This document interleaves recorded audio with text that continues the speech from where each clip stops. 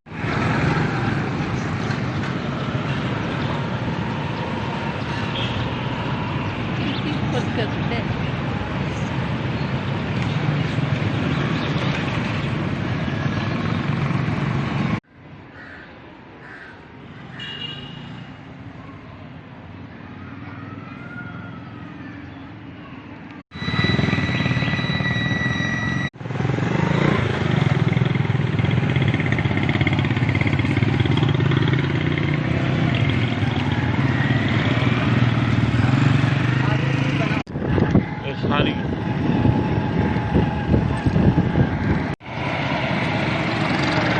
सारी हाँ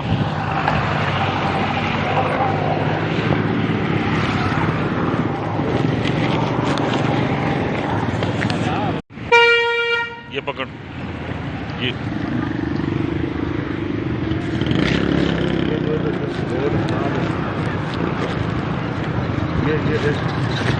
ये आ रहे हैं ना, ये रोड और ये टैंकर भी सामने आने चाहिए, सामने वाले ये टैंकर, इनकी वजह से यहाँ से पानी खराब है, पूरा रोड खराब है।